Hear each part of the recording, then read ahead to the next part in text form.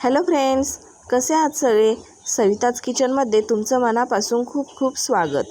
तर आज आपण बनवले झणझणीत अशी मिसळपाव. आज घरी मिसळपावचा बेत बनवला होता, तर चला म्हटलं आपण याचा व्हिडिओ बनवू आणि तुमच्याशी तो शेअर करूया. तर सुरुवातीला मी मिसळ बनवण्यासाठी इथे कढईमध्ये तेल ओतून घेतले. तेल थोडं जरा जास्तच घालायचं, कारण मग कट आला पाहिजे आणि कटशिवाय मिसळला मजा नाही. आणि तेल गरम झाल्यानंतर याच्यामध्ये अर्धा छोटा चमचा जिरे आणि मोहरी टाकून घेऊया. मोहरी आणि जिरे तडतडले की याच्यामध्ये कढीपत्त्याची पाने टाकून घेऊ. त्यानंतर बारीक चिरलेला कांदा टाकून घेऊया.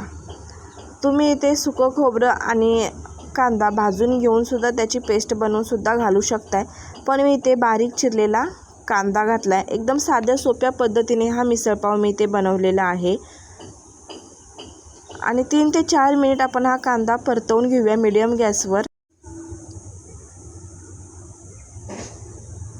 तर इथे कांदा थोडा प्रमाणात फ्राय होत आलेला आहे. आता याच्यामध्ये मी बारीक चिरलेली लसूण घालून घेते आणि अर्धा चमचा मी आलं लसणाची पेस्टसुद्धा घालणार आहे. ही रेडीमेड आहे आलं लसणाची पेस्ट, तर मी ती घातली आहे. तुम्ही घरीसुद्धा बनवू शकताय, पण मी हीच घातली आहे.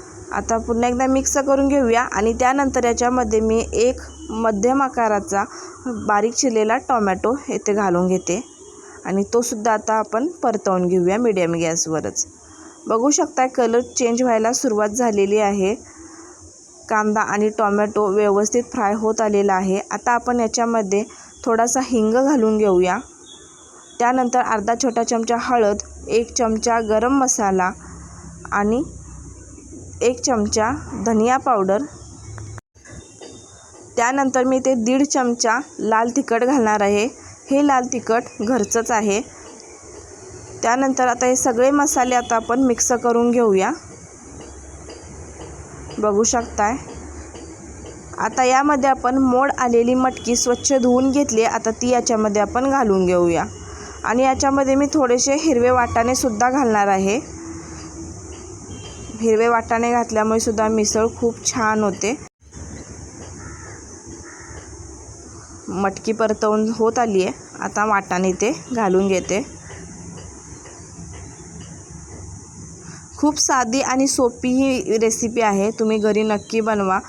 जास्त काही सामान नाही आणि जास्त काही झंझटसुद्धा नाही. खूप साध्या आणि सोप्या पद्धतीने ही मिसळ होते. कोणीसुद्धा घरी नक्की बनवू शकतो. तरी ते वाटाणे घालून घेते आणि परतवून घेऊया. आता इथे बाजूलाच गॅसवर मी थोडंसं पाणी गरम करण्यासाठी ठेवलं आहे. आपण याच्यामध्ये गरम पाणी घालणार आहोत. थंड पाणी अजिबात घालायचं नाही. गरम पाणी घातल्यामुळे तर्रीसुद्धा खूप छान येते. व्यवस्थित परतवून घेतले. आता बघू शकता तुम्ही तेल सुटायलासुद्धा सुरुवात झाली आहे. 4 ते 5 मिनिट मी असंच परतवून घेतलं आहे. आता आपण याच्यामध्ये गरम पाणी घालून घेऊया.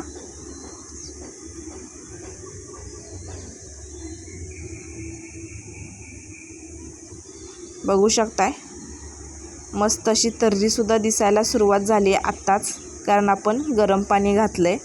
आता आपण हे उकळायला ठेवूया आणि उकळी आल्यानंतर एक 10 मिनिट आपण ही मिसळ शिजवून घेणार आहोत. आता याच्यामध्ये चवीनुसार मीठ घालून घेते. मी लास्टलाच मीठ घालते. चवीनुसार मी मीठ घातलं आहे 1 चमचा. त्यानंतर मी थोडासा म्हणजे अर्धा चमचा मी गरम मसाला वरतूनसुद्धा घातलेला आहे. त्याने टेस्ट अप्रतिम अशी येते आणि कोथिंबीर तर झालीच पाहिजे. आता आपण हे उकळवून घेऊया आणि हे शिजवूनसुद्धा घेऊया. तर इथे आता उकळी यायला सुरुवात झाली आहे. बघू शकताय. आता आपण ही मिसळ शिजवून घेऊया आणि आता शिजवल्यानंतर मी तुम्हाला ही मिसळ दाखवते कशी झाली आहे ती. अजून जर आपल्या चॅनेलवर कोण नवीन असेल तर चॅनेलला सबस्क्राईब करून घ्या आणि त्यासमोरील बेल आयकॉनही प्रेस करा. तर 10 मिनिटानंतर तुम्ही बघू शकता ही मिसळ पूर्णपणे तयार झाली आणि असं नाही झालं की फक्त तर्रीवरती आले आणि आतमध्ये पांढरट असा रस्सा झाला आहे, असं नाही. पूर्ण व्यवस्थित अशी मिसळ झालेली आहे. चला आता आपण खायला घेऊया. कांदा, लिंबू, पाव आणि त्यासोबत झणझणीत अशी मिसळ.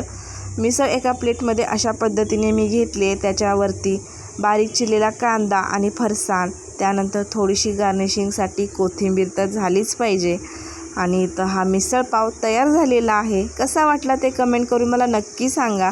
आणि खूप साध्या आणि सोप्या पद्धतीने ही मिसळ आपण घरीच बनवली आहे. बाहेरून सुद्धा विकत आणण्याची गरज नाही. अशा साध्या सोप्या पद्धतीने सगळे बनवू शकतात. तर तुम्ही हा आजचा व्हिडिओ वेळात वेळ काढून पाहिलात त्याबद्दल धन्यवाद. पुन्हा भेटूया अशाच एका नवीन रेसिपीसोबत. तोपर्यंत मस्त रहा. बाय.